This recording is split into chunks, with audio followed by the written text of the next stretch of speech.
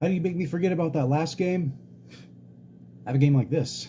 Dream win 85 to 79 over the Indiana Fever. Well, let's do this. So Indiana, before coming into this game, were coming off of two straight wins, last taking New York to overtime. And I gotta say, who would have thought that both of these teams would be either at or above the 500 mark at this point in the season? Both teams have had an incredible turnaround so far, and there's so much more to go. The top two draft picks, Rhyne Howard and NaLyssa Smith, are both starting in this game, so this will be one hell of a rookie showcase.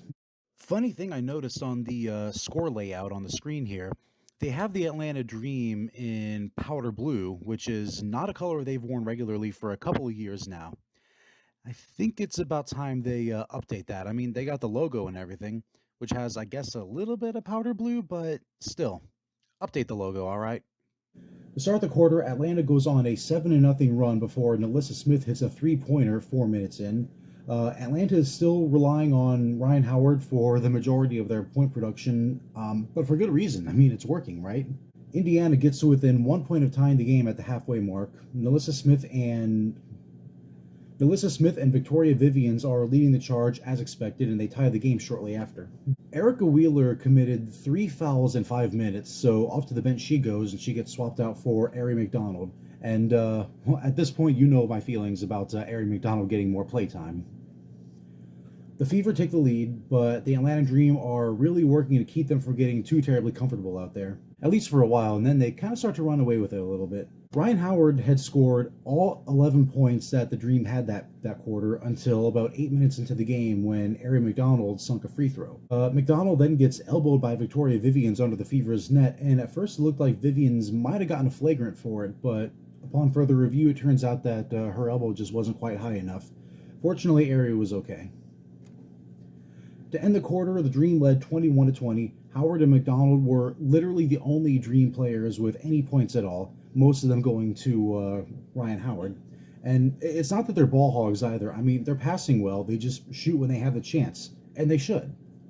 And I've noticed that oftentimes a Dream player will try to make a pass and they think they're open for it. I think they're open for it, but at the last possible second, they just hold on to it, and I see that their teammate was just covered too well.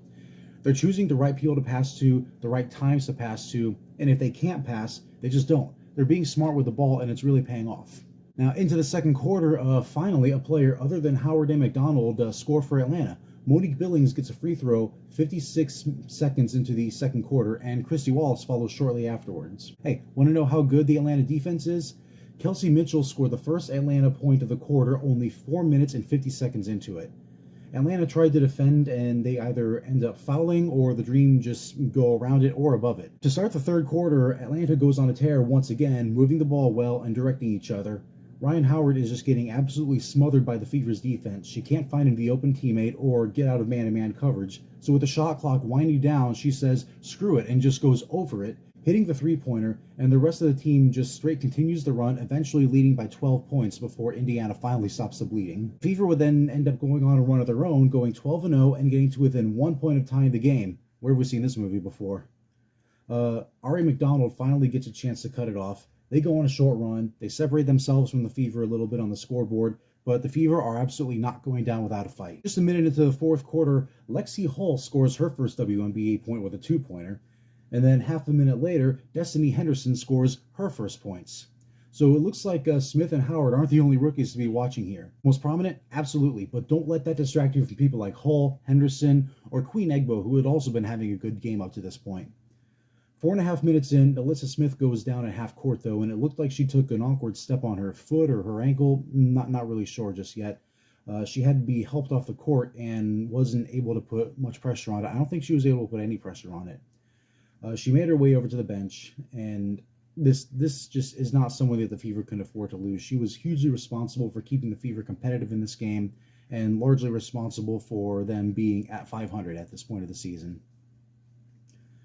A minute later, Kelsey Mitchell gets tripped up and goes down pretty hard herself. She's favoring her knee, but fortunately she looked like she was taking it pretty well. She was able to walk on it and stretch it out, so it really just needed a little bit of time, I guess. Smith, on the other hand, was completely done for the night.